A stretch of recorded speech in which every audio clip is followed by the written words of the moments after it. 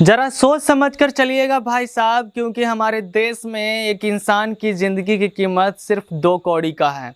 जी हाँ, बड़ी हैरानी हो रही है हमें आपसे ये कहते हुए कि साल 2025 में संगरेड्डी में 40 मजदूर जिंदा जल गए हैं और देश खामोश है। ना टीवी पर हंगामा है, ना सोशल मीडिया पर हैशटैग है, ना कोई कैंडल मार्च हो रहा है, ना कोई गुस्सा दिखा रहा है, ना जात का पक्ष लेने वाले लोग हैं। और यह सब कुछ इसलिए क्योंकि मजदूरों की ज़िंदगी की इस देश में कोई कीमत नहीं है, और कीमत भी है तो सिर्फ 2 कौड़ी का। टीवी की नज़र में कोई टीआरपी नहीं, सोशल मीडिया की नज़र में कोई लाइक नहीं, नेताओं की नज़र में कोई वोट नहीं। यह सवाल सिर्फ संगरेड्डी के 40 मजदूरों का नहीं है, बल्कि उस भारत का भी है जो 2 हिस्सों में बटा हुआ है। एक भारत जो चमकता है और दूसरा भारत जो चुपके चुपके पिसता है। एक भारत विकसित होने का 2047 तक सपना देखता है, लेकिन दूसरा भारत वो फैक्ट्रियों में मशीनों के बीच फंसता है, खदानों में सांसें गंवाता है, आग में जलता है और फिर खामोशी से दफन हो जाता है, मानो जैसे उसकी कोई अहमियत नहीं। 40 मजदूर भाई साहब, 40 मजदूर मर गए हैं और इस देश में किसी को कोई फर्क नहीं पड़ा। वो 40 मजदूर जो 40 परिवारों का घर पाल रहे थे, आज वो इस दुनिया में नहीं हैं और हम सब खामोश हैं। क्या यही हमारी देशभक्ति है जो सोशल मीडिया पर वीडियो वायरल होने पर उछल जाती है, लेकिन 40 मजदूरों की मौत पर खामोश रहती है? एक भारत में 2 भारत की ये वो तस्वीर है जो बहुत परेशान करती है, और सच कहें तो आप में से 80% लोगों को यह खबर तक नहीं पता होगा। तेलंगाना के संगरेड्डी जिले में प्राइवेट केमिकल फैक्ट्री में नॉर्मल दिन था। मजदूर 12 से 14 घंटे की ड्यूटी कर रहे थे और तभी एक भीषण धमाका होता है, और वह धमाका इतना भयानक होता है कि चारों तरफ खामोशी छा जाती है। बाद में पता चला स्प्रे ड्रायर मशीन की सालों से सफाई नहीं हुई थी और ज़्यादा प्रेशर होने की वजह से फट जाता है। 40 मजदूर जो शायद अपने बच्चों को स्कूल भेजकर आए होंगे या रात का खाना अपने बीबी बच्चों के साथ खाने का इंतजार कर रहे होंगे, पलक झपकते ही राख हो जाते हैं। तड़प तड़प कर मर गए, उनके चीखें धुएं में घुल गई, लेकिन क्या हुआ इसके बाद? इंसाफ के नाम पर कुछ नहीं, इंसानियत के नाम पर कुछ नहीं। कोई हेलीकॉप्टर नहीं आया, कोई मंत्री नहीं आया, कोई सोशल मीडिया पर इंसाफ की लड़ाई लड़ने वाला नहीं आया, उनके इलाकों में कोई नहीं पहुंचा उनकी आवाज़ उठाने के लिए। और आप में से भी ज़्यादातर लोग शायद यह वीडियो खोलते ही आगे बढ़ जाएंगे, यार छोड़ो, मजदूर ही तो था, मर गया तो क्या हो गया। कोई राष्ट्रीय शोक नहीं, 40 लोग मर गए भाई साहब, और यहाँ पर किसी को कोई खबर तक नहीं। बस एक स्टेटमेंट आई कि जांच के आदेश दे दिए गए हैं, मानो जैसे 40 जिंदगियाँ, 40 परिवार, 40 सपने सिर्फ एक सरकारी फाइल का हिस्सा थे। आप एक बार कल्पना करके देखिए, हम आपको यह कहते हैं, आप सोचिएगा कि अगर यह घटना किसी मॉल में होती, किसी एयरपोर्ट पर होती, किसी 5 स्टार होटल में होती, किसी मंत्री के दफ्तर में होती, आप तमाशा सोच के देखिए। अगले 1 हफ्ते तक देश के तमाम टीवी चैनल 24 घंटे कवरेज करते रहते, नेता हेलीकॉप्टर से दौड़ पड़ते, सोशल मीडिया पर जस्टिस ट्रेंड करने लगता, लेकिन मजदूरों के जलने पर कोई चर्चा तक नहीं हो रही है, कोई जिक्र तक नहीं हो रहा है, या कहें लोगों को ये बात पता नहीं है। उनकी ज़िंदगी की मानो कोई कीमत ही नहीं है, उनका अस्तित्व भी नहीं है, शायद इसलिए क्योंकि वह वोट बैंक नहीं है। और यही मजदूर हैं जो इमारतें बनाते हैं जिसमें हम रहते हैं, वो मशीनें चलाते हैं जिनसे हमारी अर्थव्यवस्था चमकती है, वो सपनों को हकीकत में ढालते हैं, लेकिन उनको सपनों का कोई मोल नहीं है। और सवाल यह है कि क्या यह वही विश्व गुरु भारत है जिसके सपने हम देख रहे हैं? संगरेड्डी में जो कुछ हुआ वो नया नहीं था। पिछले 10 सालों में भारत में 269 से ज़्यादा बड़े औद्योगिक हादसे हुए हैं। केमिकल फैक्ट्रियों, कोयला खदानों, निर्माण स्थलों पर हजारों मजदूर मरे हैं, लाखों ने अपने हाथ पैर आंखें गंवा दी। सरकार के आंकड़े कहते हैं कि केवल 2018 से 2022 के बीच में फैक्ट्री के अंदर 5336 लोग मर गए हैं।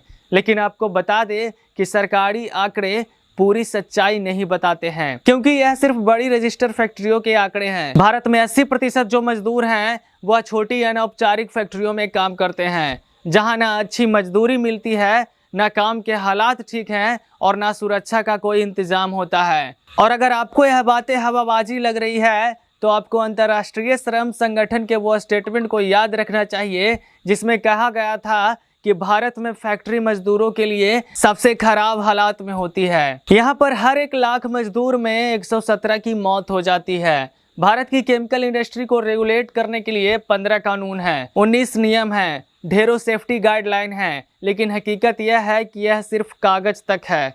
इंस्पेक्टर साहब आते हैं, मालिक के साथ चाय नाश्ता करते हैं, रिश्वत की मोटी रकम जेब में डालते हैं, फिर साइन करके चले जाते हैं, जिसमें कहा जाता है जांच जारी है। समय गुजर जाने दीजिए। इस देश में लोगों की याददाश्त बहुत कमज़ोर है, उसका फ़ायदा उठाते हैं और थोड़े बहुत मुआवजे दे जाते हैं। फैक्ट्री मालिकों के लिए सच कहें तो मजदूरों की जान सिर्फ एक लागत है। एक मजदूर मरता है, दूसरा तैयार हो जाता है। सस्ता, सुविधाजनक, बेदर्द ये सिलसिला सालों से चला आ रहा है और आज भी चल रहा है। हम और आप इसे इग्नोर करके और मजबूत करते हैं और यही रीज़न है कि 40 मजदूरों की मौत के बावजूद हमें आपको कोई फ़र्क नहीं पड़ता है, पता तक नहीं चला। 2017 में एक स्टडी हुई थी जिसमें पता लगा था कि मजदूरों की जब मौत होती है तो पुलिस केवल 30% आंकड़े दर्ज करती है, अस्पताल केवल 70% दर्ज करते हैं, जबकि हर मौत की शिकायत FIR में होनी चाहिए, तभी जाकर सही जानकारी मिलेगी। FIR होगा तो रिकॉर्ड होगा तो जिम्मेदारी तय करने में आसानी होगी, लेकिन हमारे यहाँ पर छिपा लिया जाता है। भारत की फैक्ट्रियों की अगर आप कहानी देखेंगे तो 70% से ज़्यादा फैक्ट्रियों में मशीनें 20 से 30 साल पुरानी हैं, जंग लगी हैं, टूटी फूटी हैं, बिना मेंटेनेंस के हैं। मजदूर इन मशीनों पर बिना सेफ्टी गियर के काम करते हैं, ना हेलमेट होता है, ना दस्ताने, ना मास्क। 12 से 14 घंटे की शिफ्ट होती है। पसीने में डूबा हुआ भूखा प्यासा मजदूर, हेल्थ इंश्योरेंस, मेडिकल किट की तो बात ही छोड़ दीजिए, शायद उनको तो इनके बारे में कुछ पता भी नहीं होगा। मजदूर मालिकों के लिए सिर्फ एक नंबर है जिसको जरूरत पड़ने पर रिप्लेस कर दिया जाता है। संगरेड्डी में जब लाशें गिनी गई तो मालिक ने 1 करोड़ के मुआवजे का ऐलान किया, लेकिन सवाल यह है कि क्या 1 करोड़ से कोई बेटी अपने पिता की हंसी को वापस ला पाएगी? क्या एक माँ अपने बेटी की आवाज़ सुन पाएगी? क्या एक विधवा अपने टूटे सपने को जोड़ पाएगी? जवाब है मुआवजा नहीं, यह खून का सौदा है। मुआवजा इंसाफ के नाम पर मजाक है। मुआवजा इंसाफ का फैसला नहीं है, बल्कि चुप्पी का रिश्वत है। पैसा ले लो, मामला दबा दो। कुछ NGO को बुलाओ, 2-4 ट्वीट करवा दो, मीडिया को विज्ञापन का लालच दे दो, ब्रेकिंग न्यूज की जगह कुछ जानकारियां चला दो और सारी कहानी पलट गई। सिस्टम की खामी कहकर टाल दिया जाता है, लेकिन 40 लोग, 40 परिवार, 40 कहानियां, हम सबको इन पर बात करनी चाहिए। आप में से कितने लोग सुनेंगे मुझे नहीं पता, लेकिन इस विषय पर हम बात करेंगे, क्योंकि हमारे लिए मजदूर की मौत उसकी चीख मसाला नहीं है। हम उसकी मौत में TRP नहीं ढूंढ रहे हैं। हमारी नज़र में यह विकसित भारत का एक काला सच है। हमारा झंडा चांद पर लहरा रहा है, लेकिन फैक्ट्रियों में बड़े अफसोस से कहना पड़ रहा है कि एक फायर अलार्म तक नहीं है। हम 4 ट्रिलियन इकोनॉमी की बात कर रहे हैं, हमारे CEOs को Z+ सिक्योरिटी मिल रही है, लेकिन इसी देश में मजदूर के पास सेफ्टी किट तक नहीं है, हेलमेट तक नहीं है। हमें मजदूरों की आवाज़ सुनाई नहीं पड़ती, जो इस देश के नींव हैं, क्योंकि उनकी आवाज़ स्टॉक मार्केट के ग्राफ में नज़र नहीं आती, उनकी मौत GDP के आंकड़ों में गिनी नहीं आती। वो बस एक लागत है जिसे मुआवजों से कवर कर दिया जाता है। संगरेड्डी के 40 मजदूरों को सच कहे तो मुआवजा नहीं, बल्कि इंसाफ चाहिए। फैक्ट्री मालिकों पर सख्ती होनी चाहिए, हत्या का मुकदमा चलना चाहिए, उनकी संपत्ति जब्त होनी चाहिए।